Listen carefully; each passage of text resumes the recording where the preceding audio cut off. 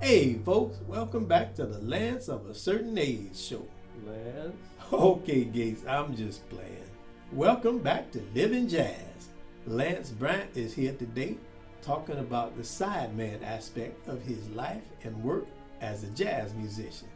What up, Lance? Hey, sir. I was just thinking back to a few months ago when I was texting my friend Sharp Radway, real soulful piano player I love to play with. Sometimes I play with him on his gigs, sometimes he plays with me. Anyway, we were just catching up, and he asked me what I was up to at the time, and part of my answer was not really doing my own gigs these days, just Sideman City. His reply was, Sideman City, LOL. I know that tune in all 12 keys. Like most of us, Sharp plays with a lot of different people. In fact, he tours with the great Benny Golson.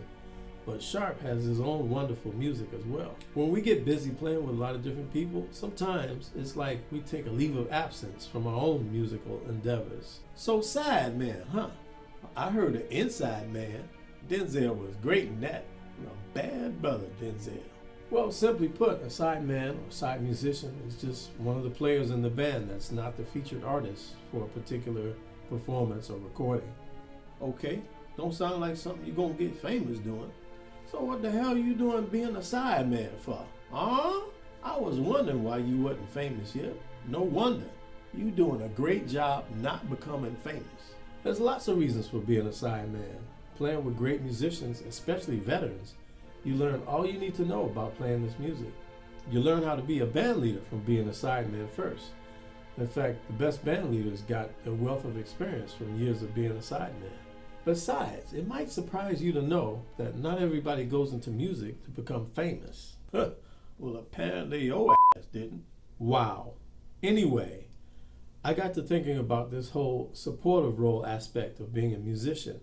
And I realized that in jazz, it's really something more than just being supportive, more than just being a backup musician. This music requires you to bring your own voice and perspective to what's going on, and you really become like a co-creator with the featured artist. That's why when a jazz radio DJ only announces the name of the featured artist after they play a recording, that's not really telling us enough about who made that music and why it sounded like it did. It's not like somebody programmed a drum beat and a bass line and looped the keyboard part. If you look at the classic recordings, there's so many side musicians that made that music special. Musicians whose names a lot of people don't know. Excellent artists in their own right. Of course, musicians and people really close to the music are more familiar. Sometimes these musicians go on to become known solo artists in time, but sometimes, for whatever reason, they don't. Some of these musicians become so established, they become something way more than sidemen to us. So this sideman life you living, tell us a little. In about 1.5 weeks, I played in 6 different bands, all of which involved slightly different styles. Some of the gigs were loose and casual, while others were, let's say, very high-end and therefore uptight. While jazz requires you to be yourself musically, still, with band leaders' music all being a little different, you have to be flexible and well-rounded. But still, I must say, out of all that experience, it was the last gig, ironically, that was the most fulfilling for me, just in terms of being a creative outlet. I guess because I was closer to that music, some of it being my own music. Because some of those gigs, I didn't quite feel that creative fulfillment. My plan was, well, yeah, you really sucked egg on a couple of them gigs. what? One night, I didn't know what the hell you was doing. Bruh. Well, ironically, after one of those gigs, I had a conversation with a gifted alto sax player on the way back to New Jersey about playing with a lot of different bands, playing what was required while maintaining your own voice. I found that he was very purposeful about maintaining his voice, even when it came to making decisions about which gigs he would accept. Interesting. Ultimately, though, band leaders are going to call musicians who they feel is a good fit for their music. That's one of the great special things about this music. It's a noble enough thing to be a sideman when you're skilled playing great music with great musicians. The only frustration sometimes is when you have your own music and vision about what you want to do, but you don't quite have the time and opportunity to develop it. And developing a solo career takes a lot of time and opportunity and focus.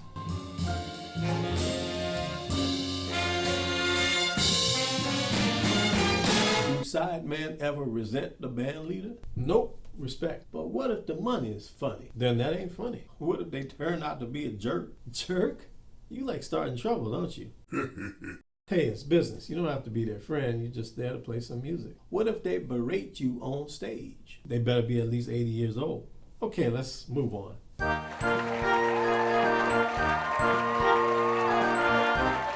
You know you're in Sideman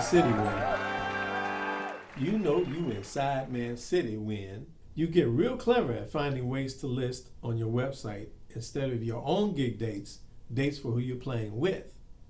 You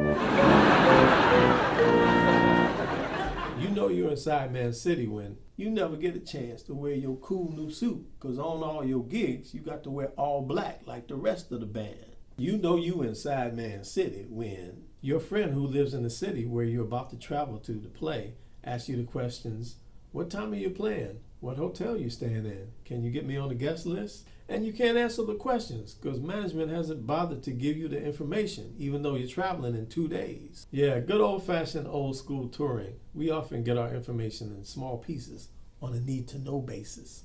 Yeah, so you'll be like, so we got 4 dates on this little tour. How much are we getting for that week?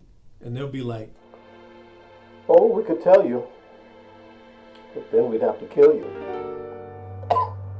You know you in Sideman City when that new piece you started writing months ago that you were so anxious to play on your own gig that you had planned to book, you now can't find the manuscript you scratched it out on. Damn it.